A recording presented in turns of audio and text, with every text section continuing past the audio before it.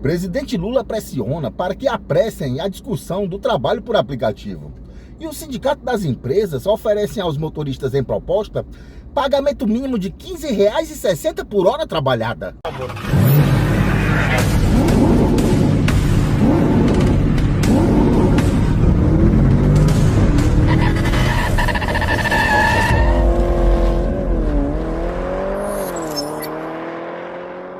O motivo da pressão por parte do presidente Lula é porque a discussão da regularização dos motoristas de aplicativo está entre as pautas de um encontro com o presidente norte-americano Joe Biden, que ocorrerá em setembro. Há pouco tempo atrás eu participei do podcast do canal Fala Driver, no qual eu dei a minha opinião pessoal sobre essa possível regularização. Assista aí!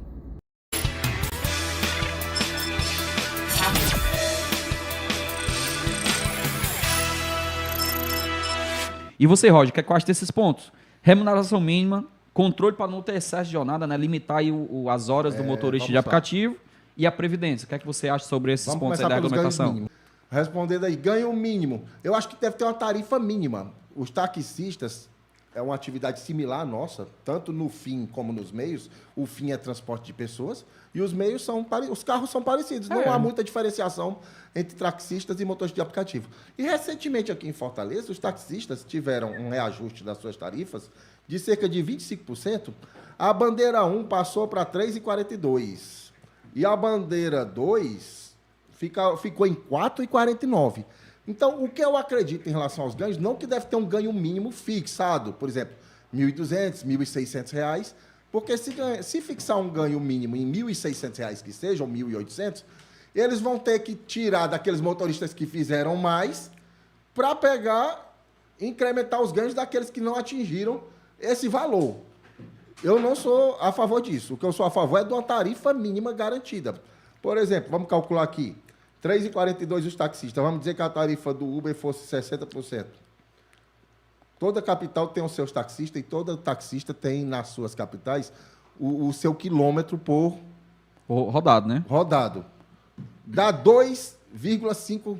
R$ reais. R$ 2,5 seria a tarifa mínima praticada de dia na Uber. O quilômetro rodado, você quer dizer? Quilômetro rodado.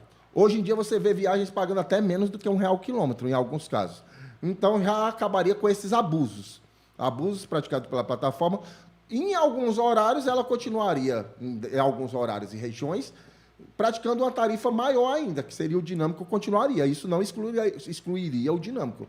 Apenas seria legislado que a tarifa mínima seria uma tarifa mínima baseada nos taxistas de cada capital. Se aqui em Fortaleza o quilômetro do táxi está 3,42 e o serviço aumentou de preço, quem sabe a Uber sabidamente passe a cobrar mais de seus passageiros e não repasse para nós nada. Entendi. E sobre limitar as horas não, porque como eu saí, eu trabalho na Uber, eu continuo com a minha perfumaria, eu continuo ajudando a minha esposa a administrar o salão dela, eu edito meus vídeos. Então, eu não acredito em uma jornada de trabalho de 8 horas. Eu acho um retrocesso. Porque tirar assim, a liberdade do cara, né, velho? Não significa que eu estou 8 horas online que eu bati minha meta. Né? Às vezes você Hoje em dia, verdade que hoje em dia muitos trabalham mais por conta de uma tarifa ridícula. Mas eu não, isso deve ser atacado, como eu disse, na ponta de legislar sobre uma tarifa mínima justa, não querendo limitar as horas da pessoa. Uma ideia de regulamentação paralela à gerada pelo governo. A minha ideia é a seguinte, como eu falei agora há pouco, existe um serviço que é similar ao dos motoristas, tanto nos fins como nos meios, que é o dos taxistas. E ninguém não fica dizendo que os taxistas são explorados, que eles são escravos, etc. Tudo. Por quê? Ele tem algumas vantagens. Eu fui recentemente, ao trocar de carro, eu visitei algumas concessionárias e aí eu me surpreendi, que eu fui com um colega meu que é taxista. Tu entregou teu carro como entrada, foi? Foi. Eu fui lá na Newland aqui, aí eu peguei, ele me arranjou a tabela de preço para quem é taxista em tudo. Eu sempre ouvi falar que os taxistas tinham vantagem, mas aí eu fiquei abismado aqui. Cadê? Deixa eu ver aqui. Um dos carros que eu queria, que era o Yaris, para não taxistas, R$101 mil. R$101 mil e 850. Aí o XL 1.5. Aí para taxistas, 78 mil. Um Yaris por 78 mil. Convenhamos que até é um bom carro por essa faixa de preço, 78 mil. Então, qual seria a minha proposta paralela que deveria trazer benefícios para o motorista de aplicativo? Primeiro, alargar para nós a isenção de IPI e ICMS que os motoristas, os taxistas já têm na compra do carro novo. Isso não atenderia só a nós. A própria população muitas vezes fala que os carros de Uber, que outrora eram carros confortáveis, carros top e tudo, no início do trabalho, devido a essas baixas tarifas, hoje em dia, muitos carros estão sucateados. Então, iria gerar já um conforto maior e segurança, porque os carros mais novos têm mais airbags, têm mais conforto, tração, ia trazer mais conforto e segurança para os próprios passageiros, que são os destinatários do serviço. Ao mesmo tempo, ia ajudar o próprio governo federal, que recentemente lançou medidas para incentivo da indústria automobilística, tendo em vista que muitas fábricas estão fechando no Brasil. Então, nós poderíamos ajudar o crescimento do país, como nós já ajudamos hoje em dia. Então, esse é o primeiro ponto. Segundo ponto, alguns estados da federação já dão isenção ou desconto no IPVA para carros movidos a GNV. O governo federal, da mesma forma, tem um forte discurso ecológico. O GNV é um combustível menos poluente. 90%, né? 90%. É um combustível mais barato. Então, aquele motorista comprou já o carro com desconto, que convertesse para a GNV e iria ficar isento ou ter um desconto no IPVA. Já facilitava um pouco mais, minimizando os nossos custos e tudo. E aí, terceiro ponto, eu já falei da tarifa. Fazer uma tarifa pareada com os táxis, aumentando. Isso seria ia ser um ponto para o governo federal, outro ponto para os governos estaduais. A empresa ia passar a pagar uma tarifa mínima de R$2 o quilômetro, como a gente viu aqui, com adicional noturno. E aí, quem sabe, um seguro obrigatório, que a empresa, para cobrir algum acidente ou ocorrência com o motorista, seria esses dois pontos. E os motoristas, eu não sou contra esse ponto aí, que o motorista pagasse uma taxa previdenciária para ser coberto com auxílio-doença, uma possível aposentadoria no futuro. Esses 4 pontos eu acho que acabaria com qualquer... Tu me dá aqui só para me falar aqui para... Agora, uma coisa.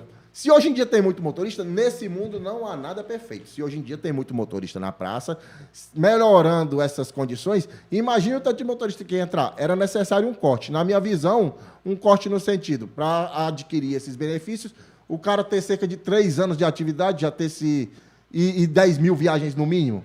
Algum corte teria que ser determinado, né? Para não dar esse benefício logo inicialmente a todas as pessoas, porque senão ia ser uma corrida para todo mundo virar motorista de aplicativo.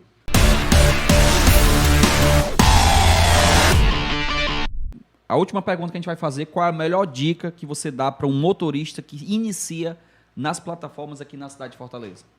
Diante da realidade atual de baixas tarifas, eu montei uma estratégia, lancei num vídeo recente.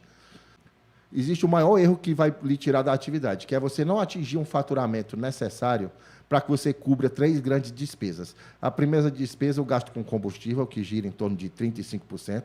A segunda despesa, os gastos com carro. E a terceira despesa é o seu ganho próprio para você sustentar a sua família. No vídeo que eu lancei aí, vocês podem procurar, eu disse que o ganho mínimo para o motorista, que eu acharia aceitável, um faturamento mínimo, seria R$8 mil por mês. R$8 mil por mês. Faturamento, né? De faturamento, porque aí R$8 mil. Ia tirar 35% de combustível. 8 mil menos, eu vou botar 33% de combustível, igual a 5.360, menos os 2.400 do aluguel, sobraria cerca de R$3 mil para o seu sustento próprio. Como atingir esses 8 mil? No meu planejamento é o seguinte: você escolhe, naquele mês que você for trabalhar, iniciou o mês, você olha o calendário, sem planejamento você não chega a lugar nenhum. Você escolhe 10 dias naquele mês, que são os 10 dias que você vai se dedicar mais, até porque você tem que se dedicar mais nos dias melhores. Nesses 10 dias você se dedica mais e você tem como obrigação fazer R$450 por dia nesses 10 dias. É a minha forma de trabalhar, eu só posso falar de mim. R$450 nesses 10 dias vão dar R$4.500. Aí você pergunta: Roger, é possível? Minha última semana. Agora, sexta-feira.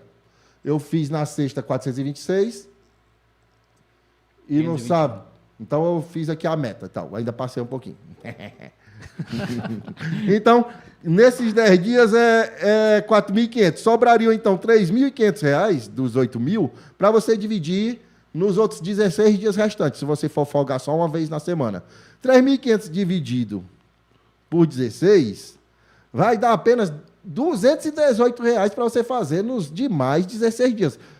Convenhamos que R$218 é um valor facilmente alcançável. Em 6, 7, 8 horas, eu consigo fazer os R$218. Então, são 10 dias mais puxados e outros dias mais suaves.